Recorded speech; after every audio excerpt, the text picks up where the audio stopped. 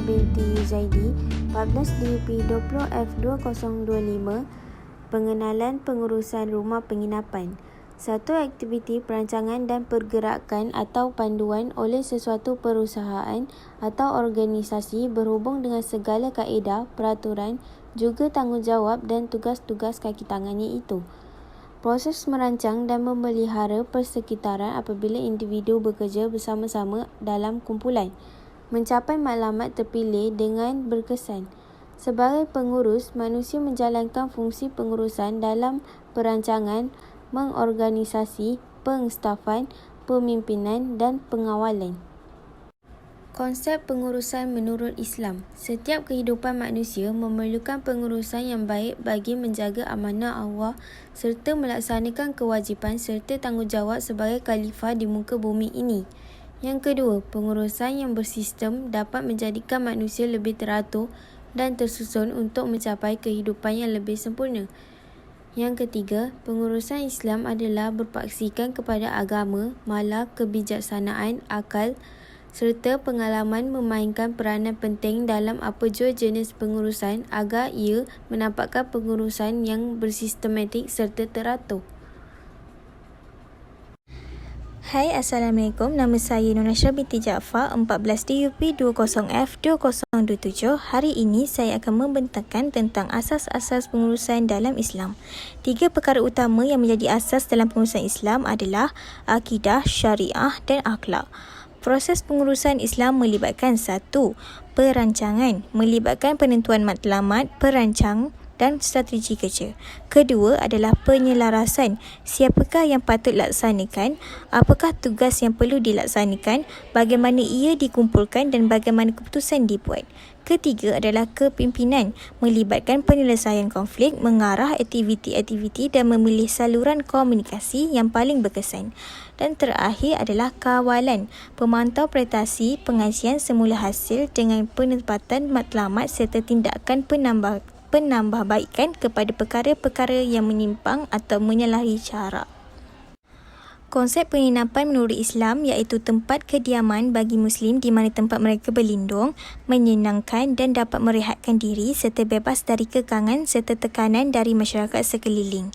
Ia bertepatan dengan terjemahan firman Allah, dan Allah menjadikan bagimu rumah-rumahmu sebagai tempat tinggal dan Dia menjadikan bagi kamu rumah-rumah, kemah-kemah dari kulit binatang ternak yang kamu merasa ringan membawanya di waktu kamu berjalan dan waktu kamu bermukim, dan dijadikannya pula dari bulu domba, bulu unta, bulu kambing, alat-alat rumah tangga dan perhiasan yang kamu pakai sampai waktu tertentu. Penginapan merupakan pusat kegiatan aktiviti kekeluargaan yang sewajarnya memenuhi tuntutan rohani dan jasmani. Penginapan yang berpaksikan kepada syariah dalam membangunkan keluarga, membentuk peribadi Muslim yang sejati ke atas anak-anak dan ahli keluarga serta mendekatkan diri kepada sifat-sifat ketakwaan. Hai, Assalamualaikum dan selamat petang. Nama diberi Siti Nur Asmira binti Syahril. Nombor matrik saya ialah 14 DUP 20F2032. Pada hari ini, saya akan membentangkan tentang prinsip rumah penginapan menurut Islam. Reka bentuk dan ruang. Asas reka bentuk penginapan dalam Islam. Untuk mencapai kriteria reka bentuk penginapan Islam, para jurureka dan arkitek memainkan peranan penting dalam menyempurnakan reka bentuk yang berasaskan kepada Islam. Ia wujud beberapa elemen yang perlu dititik beratkan, antaranya ialah konsep hubungan. Yang pertama, individu. Yang kedua, keluarga. Yang ketiga, kejiranan. Konsep kedua ialah konsep ruang. Pada 2007, Marzuki pernah menyatakan terdapat 14 adab di dalam rumah, iaitu adab tidur, adab tandas, adab makan, adab pakai kasut, adab mata, adab telinga, adab masjid, adab rumah, adab duduk, menghadap kiblat dengan mulakan kanan, hormati tetamu, adab menjadi tetamu, Larangan bercampuran lelaki dan perempuan sebagai adab yang akan mempengaruhi peletakan ruang, terutamanya di bilik air ataupun tandas. Yang kedua, ruang bilik. Yang ketiga, ruang ibadah solat. Yang keempat, ruang dapur. Dan terakhir sekali, ruang bentuk makanan.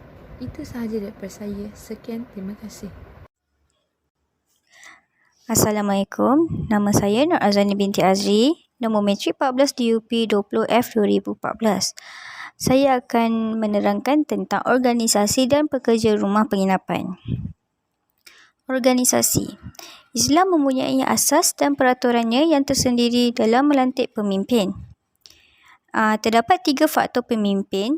Yang pertama, pemimpin sebagai pelengkap dan penyempurnaan kepada organisasi. Yang kedua, pemimpin menjadi tempat rujukan, perlindungan dan tempat penyelesaian masalah pekerja. Yang ketiga, pemimpin dilihat sebagai orang yang bertanggungjawab untuk melaksanakan dan menguatkuasa undang-undang. Terdapat 2 organisasi, iaitu pekerja rumah penginapan.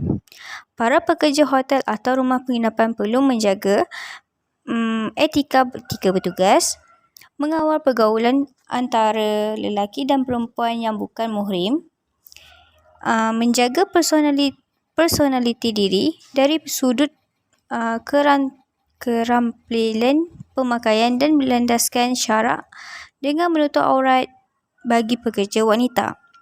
Yang terakhir, prihatin dan jujur terhadap pelanggan. Yang seterusnya, pelanggan. Bagi memelihara ciri-ciri penginapan Islam, maka perlu diiktibaratkan juga perkara-perkara yang berkaitan dengan pelanggan. Antaranya adalah memastikan pelanggan yang ingin menginap adalah terdiri daripada mereka yang sudah berkahwin atau status muhrim. Yang kedua, pengasingan bilik bagi pasangan yang bukan muhrim perlu dipantau agar tidak berlaku sebarang kemaksiatan.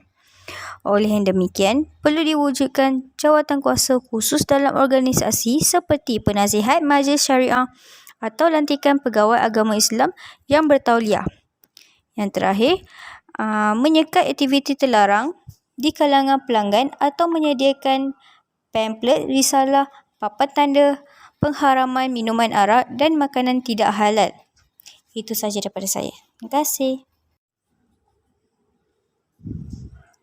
Kesimpulannya, walaupun banyak hotel yang dibina di Malaysia, namun secara umumnya hanya beberapa hotel yang bercirikan keislaman.